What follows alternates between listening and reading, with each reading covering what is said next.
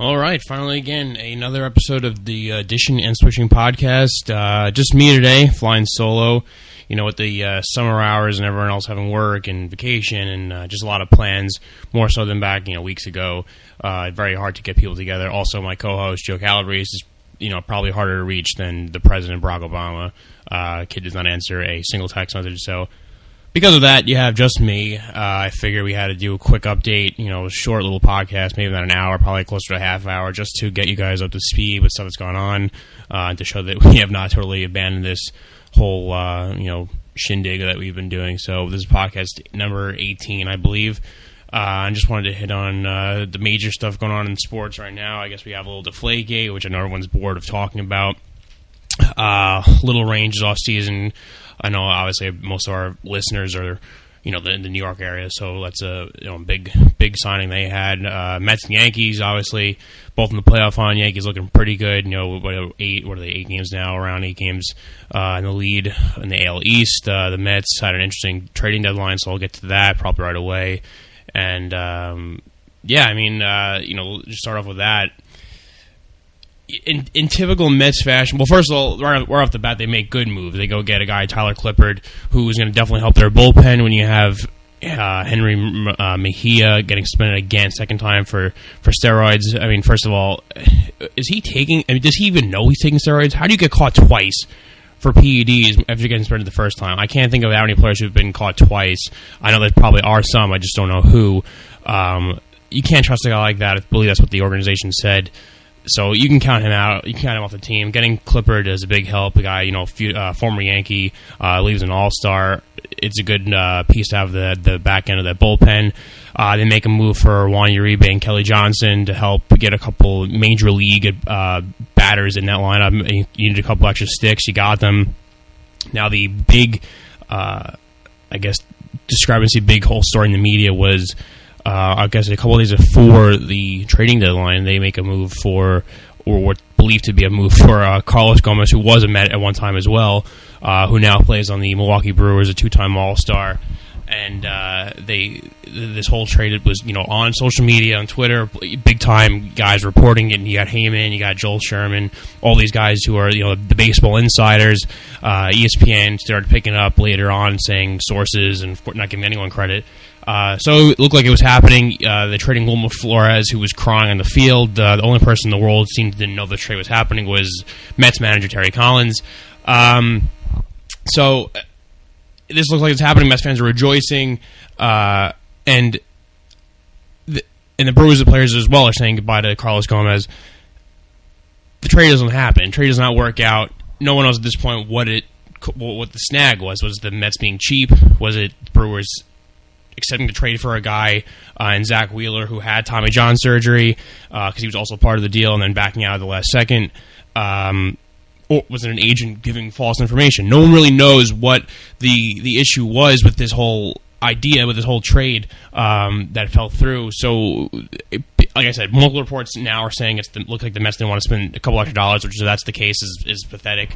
The same sentiment was said when Troy Tulowitzki was traded to the Blue Jays, and now the Rockies have Jose Reyes, and they thought that, what's the point of taking a shortstop for a shortstop who's worse and costs a ton of money? That everyone thought the Mets would go after him, and they came out saying the Mets are not spending the extra dollars to get Jose Reyes back, even though he'd be a fan favorite again. They'd make the money back on merchandise sales alone, but that's just the Mets organization who do not want to spend any extra money.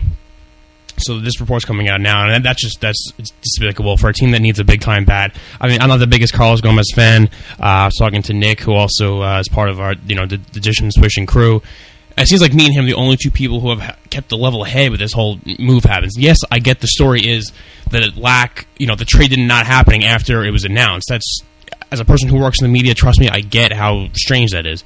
But Carlos Gomez is, 29 years old. He's, his career average is in the 250s. He's, only this is 8 home runs this year. He's not a franchise changer. I'm sorry, it's not. This is not the second coming of Mickey Mantle. You're not trading for a Mike Trout. You're not getting the best player in the game. You're getting a decent player who could put you in the conversation again for being in the playoffs, which is pretty much where you are right now. You feel a little bit more confident with a guy like him, and I guess you add, like I said, the bats from Uribe and Kelly Johnson, so you look a little bit better. I mean, yeah, you have Matz, you have Syndergaard, you have Harvey, you have DeGrom, you trade away Wheeler, who was hurt, but Wheeler was, the big name, too, before he got injured. Everyone expected big things from him, getting him in the Carlos Beltran trade from the San Francisco Giants. I mean, Wheeler's a young kid. Who knows what Wheeler could be? Imagine having 5 all-star, caliber starters in your pitching rotation. Yeah, you have 4 now, but Wheeler, compared to what his career could be compared to what Carlos Gomez is, you see what Carlos Gomez can do. You see his ceiling. Wheeler, you don't know. So I was just kind of shocked that Mets fans were acting like, when this trade fell through, that this team was now, shot to hell. Like there's nothing they could do to accomplish to get themselves into the playoffs again. You're not getting a Hall of Fame player here. So that was my reaction to that. But like I said, the whole trade being everyone reporting it and falling through just shows you how dangerous it is today in social media, how dangerous it is with going on certain information you get. As a person who wants to do this kind of stuff, I can't imagine when am I going to pull the trigger on when I have sources telling me stuff. It's a risky business, and I don't know what the reasoning is. I want it to come out. I want to see if it was the Mets not wanting to pay the money for Carlos Gomez. That would just be hilarious. If it was the Brewers, not pulling the trigger because of the Tommy John stuff, why even have discussions for the first place in Wheeler? I don't grasp that. So fast forward a couple days later, they make a move getting Yoenis Cespedes, who's been bouncing around from team to team, Athletics, Red Sox, Tigers most recently, and he's a guy you need. You need a big power bat. They always make the jokes Mets moving the fences in Citi Field because they don't have a guy who could hit home runs. Now you have one, so I'm a big fan of that move. You keep Wheeler, so but they do trade the next top guy in the pitching prospect pool and Fulmer. So you got to give up guys once in a while. You can't hoard everyone. Use your blue chip prospects. I have no problem with that. So that's a good move for them. Now let's flip the switch here. The Yankees, they don't really do much. I don't think they needed to do much. They had a stance from the beginning of this trade deadline. Quick couple weeks or a week or so, and that was they're not going to trade prospects. They're not going to move guys on the roster. I mean, they wouldn't move guys on the roster, certain guys. They're not going to move top prospects. Not the Yankees of old. They want to keep their talent pool the way it is. They don't want to move guys for rentals. So who else is out there? David Price. He went to the Blue Jays again. They had a great week or so getting Tulowitzki and David Price. The Yankees did not want to do that. Cole Hamels, another guy who is rumored to come here, and he went to Texas. Texas is not really in the playoff picture, but they want to use him going forward to gear back up for next year. I don't blame them at all. It's a good move. The Phillies are going to dangle him, so you got to do what you got to do. And I don't blame the Yankees not going after him. The Yankees did pick up Dustin Ackley. Funny thing I read about him on Twitter, I forgot who it was. And they said after looking at Dustin Ackley's splits, he can hit righties or lefties. So, we'll see. I know they struck out on Craig Kimbrell, too. Honestly, the bullpen is just phenomenal. Who cares? You don't even need anyone in the bullpen. They really don't need much. Yeah, if say, a pitcher does get hurt and goes down, you're going to be kind of short. A lot of people don't trust CC. But you got us to the point where we're a large lead in first place in the AL East. We're not going to lose that. So we're going to come to play us as the division winner. I'm not against going in the postseason the way we are. You have good team chemistry.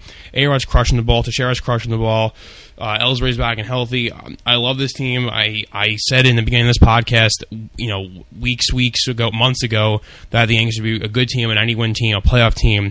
Everyone thought I was crazy, but I came in here and said it. Go check the tape. I just thought they had that gritty makeup. The Yankees teams of the late 90s that weren't full of superstars that somehow got it done. And like I said, comeback player of the year, Alex Rodriguez, just masterful, and he really helped this team. Again, I call that as well. I knew this was going to happen. I'm not surprised with this at all. So if you don't make a move and go, give up the top prospects for a rental, when was the last time you've seen somebody have a rental player at deadline that worked out like this? What when you're getting a big time pitcher? Because that's what the Yankees needed, a big time pitcher. They didn't really need anything else. A starting pitcher, that is. When's the last time you've seen some team, hoard their future? Lester last year didn't work out. CC years back with the Brewers didn't work out. None of these guys going after these pitchers at the deadline ever do anything. Does anyone honestly believe in the Toronto Blue Jays? I don't. They haven't won the playoff series in how long? Years. Great. You go and got David Price. Is he going to resign there? No. Yankees will grab him in the offseason probably. They'll definitely be interested. So again, I'm not going to fault them, but I feel a little bit more confident. Sure. Do I like the fact that you have Pineda, Evaldi, Nova just getting back to the floor? I know he had his elbow felt a little strange, but said nothing serious. Do I trust CC in the playoffs? Yeah, I like these guys going forward. Tanaka's an ace. I mean, especially in away games. Look, they're in first place for a reason. There's nothing to worry about. So at least it has been interesting for the baseball teams in New York, because right now it's sports. That's the only sport going on, and if those teams are bad, I couldn't tell you how boring it would be. I mean, just really absolutely nothing going on. And then you got to think. I think we should thank Tom Brady and the NFL for making some noise, because it's been very slow, but training camp has been starting up. So I guess now that I tease that, let's just get into it. And I don't want to bore anyone, because Deflategate's been everything. Only thing you see on ESPN that's just oversaturated. Just there's every which way you can break it down. I want to break it down from the different angles. Besides the stupid thing, did he do it? Did he not do it? Whatever. Look, Roger Gill had to do that. He had to show that he has some balls. He had to show that he has, convictions. Say what you want about his relationship with Kraft, they're buddies. Look, he came down, upheld the suspension. I think he needed to do that, because if he didn't do that, nobody would really give a damn what he said from going forward. So he did that. It's in the rules. Tom Brady deserves it. There's just no way around it. Do you honestly think that all those text messages they send back and forth about the deflator and this and that, it's not like, come on, he did it. Like the New England fans, everyone up in Boston is just ridiculous for just defending him. And yes, I get they're saying how minor it is. That's not the point. The point is not how insignificant deflating or inflating a ball is. I totally grasp that. Every quarterback wants something different. I understand. That's not the problem. The problem is the lying and the arrogance, and they just can't seem to understand that. Like I said, we talked about this over and over again weeks ago when this first originally happened, so I don't want to stay on that side of it. Comparing it to the Greg Hart suspension, yes, now he has 4 games. It was reduced from 10 games to 4 games for beating up his girlfriend. I can't compare it to that, and I don't think it deserves the same suspension, but that's because Greg Hart does not deserve to be in the NFL. If me or anyone listening to this hit their girlfriend and did what he did to their girlfriend, they'd be behind bars. So I'm not going to sit here and say, oh, they don't deserve the same suspension. Tom Brady broke the rules and got the suspension he deserved by the books. That's it. Period. End of story. What Greg Hardy did is despicable, and he's a monster, and I don't know why the NFL is okay with that. I don't know why they're still paying him. Like I said, if I hit my girlfriend, I'd be in jail. He hits his girlfriend, he gets rewarded the contract from the Dallas Cowboys. That's just the way the world works. So I don't know. I don't know the decision makers there. If they feel okay with that, I don't know how they sleep at night. So I'm not going to sit here and say, oh, it's dumb because he has this and Tom Brady has this. But the fact is, look, I don't know. I can't stick up for them. But what Tom Brady did, he does deserve it, because he broke the rules. It's in the rule book. He lied. He broke his cell phone. His Samsung doesn't even have an iPhone. He broke it. He came clean and said that. And this is where we're at right now. And I think he should just suck it up and come back week 5 and put up 100 points on the Colts, because they're the team that could have started this, them and the Ravens back in the playoffs last year. So, we'll see if he goes to court again and reappeals, which he is. It's going to be held in New York instead of Minnesota. Maybe he doesn't serve the suspension this year. For all we know, he could retire before he ever serves the suspension, because we all know how long these legal processes take. And that would just be a huge black eye in the NFL that's just looming. They should have just got it done from the start. Said we did it. Give him the slap on the wrist. It would have been over. But they fought it, and this is where we're at now. And this is the main story of the NFL offseason, and probably going to leak into the NFL regular season, which is a shame, because you want to enjoy the actual games and everything about the natural storylines we get. But this is what we deal with. It shows you how hungry people are for news in the dog days of the summer. The other angle I want to talk about from this Tom Brady stuff is, one, the AFC East, how it shapes up. Let's just say he takes a 4-game suspension. Every other team can compete. The Jets they got hurt a bit with Sheldon Richardson being suspended 4 games and now getting arrested for doing, God knows what in his car, going over 100 miles an hour, having a 12-year-old there, smoking marijuana, having a firearm. Basically did everything wrong, all combined into one incident. So I guess props to him for being that dumb. The Bills, obviously, huge offseason, getting Rex Ryan, getting LaShawn McCoy. They're going to be in the mix. Very good defense. The Dolphins, again, signed Ndamukong Suh.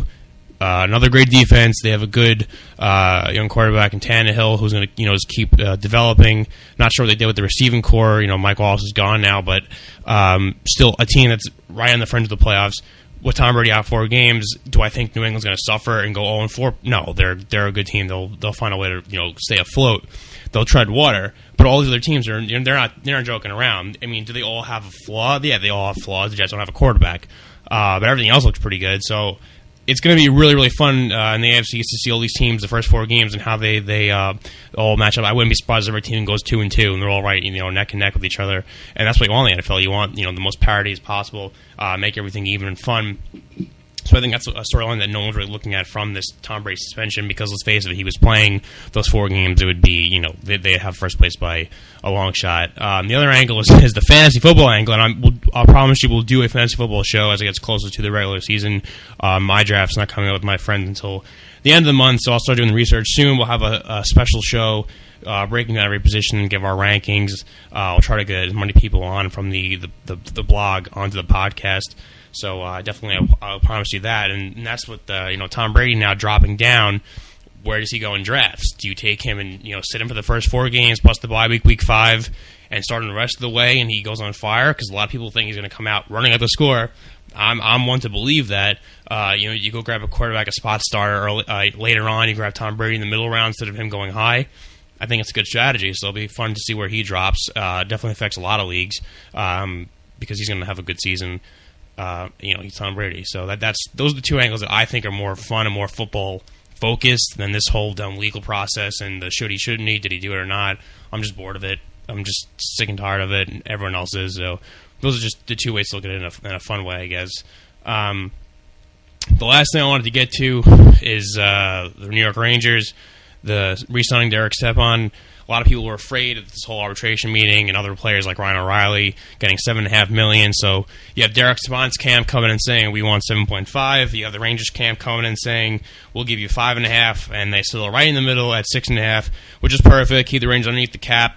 Everyone's very happy. You keep your top line center around, one of your top players in your young core around for an extended amount of time. Plus, he'll end this contract when he's 31. So you can get another big contract. He could be a Ranger for life. That's exactly what we want here. Keep the core intact. Yes, we did trade Carl Hagelin. We talked about that. But we also came on here and said how we really like Emerson Edom. Carl Hagelin's ceiling, we saw it. 38 points.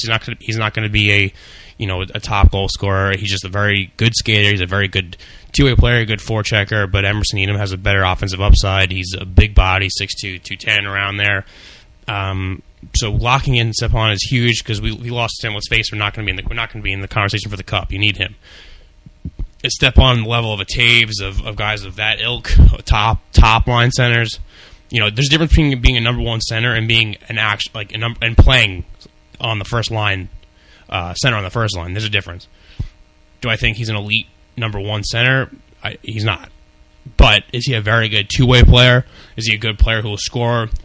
He missed some time last year. I think he had over 50 points still. I think he played, 60-something games, I want to say. I should be doing my research here, but if I look at it on our website while I'm running this editing program, my computer will explode. I believe it's around, 3/4 of the season he played, and he had over 50 points. So in a full season, you're going to probably get around 50, 60 plus from Stepan, which is fine in today's NHL. With a team who has other top scorers, you don't look to him to be your leading goal scorer. You have Nash. I know years past we had St. Louis. You have guys like Kreider who want to emerge. So we'll be fine in that aspect. But Derek Stepan does the little things. He's right in the locker room. He's a good two-way player. He could work on his face-offs. Obviously, every Rangers fan knows that. But losing him would have been a huge, huge hole. We keep him. We stay underneath the cap. Can't really ask for anything more. It's going to put us right back in the conversation. Being in the cup, being in their deep playoff run, which I fully expect. So that was something huge. A lot of fans are holding their breath, but it all got worked out. New GM Jeff Gordon, great job. He's been in the wings under the Glenn Taylor forever, so this is not really a surprise. I mean, he did most of the negotiating for, I believe, Dubinsky, for Callahan before he was traded. So he's he's used to this. He's not the first time he's been around contract talks, and it worked out perfectly. And this is what we wanted. It keeps the team intact, and now they can go into training camp, a full roster, hopefully a healthy roster, and just get back to where we were, a couple of months ago. Or to me, it feels like it was yesterday. But It'll roll around soon. These days of no sports but baseball are slowly ending, and it's the beginning of August, so a couple more weeks. NFL preseason will start, and we're almost there. Nothing going on in basketball. I could assure you that work is very, very boring.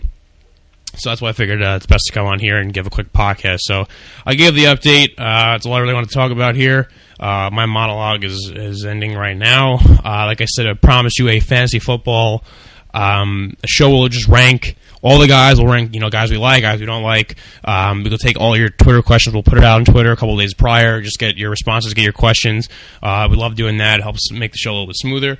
I also had a good idea, and we'll send this out on Twitter too. I'll give a little tease to it. We're going to do each New York sports team, and I guess we'll include some of the Jersey stuff. So we'll include Devils, Islanders, Rangers, Yankees, Mets, Jets, Giants, Knicks. We'll include the Nets too. We'll do your franchise 4, like your Mount Rushmore of those best players in that franchise's history. That's, the MLB did it for the All-Star game. We had that idea for Sirius XM NBA Radio. We did that. We did starting 5 as well because the NBA start 5, but we'll just do 4. We'll do that franchise 4. Your Mount Rushmore, top players for each team's franchise. So, there are some that are pretty easy, like the Yankees. You really can't, who the Yankees are going to be. They said it on the broadcast. Ruth, Mantle, Gehrig, and Joe DiMaggio. You really can't argue that. And think about how funny that is with all the other guys we have, like Mariano, Derek Jeter, Thurman Munson, you name it, keep going on. But your best 4 players in your franchise's history. So that'll be a really, really fun thing. I want to try to get a round table with all the guys in the blog who make them hop on the podcast. So we'll try to get that settled. That'll be in the next couple weeks too. Again, not much really. Well, we've been lucky with stuff to talk about. I guess recently, we waited a couple weeks, so now I had the Stepan news. I had the MLB Trade Deadline news. Tom Brady decided to help the podcast out, and the NFL kind of did with their ruling. So it's tough, but we'll try to get Joe back here, or Gene, or someone else here to banter with me. We'll get that the franchise 4 podcast. We'll do your fantasy football podcast. So again, follow us at DNS_podcast. Go on the site, dishingandswishing.com. So send us tweets, read our stuff. This podcast should be up soon. Any questions you have, send them over. We'll answer it. And as always, we appreciate all you guys who listen. So thanks for stopping by again, and we'll get back to you soon.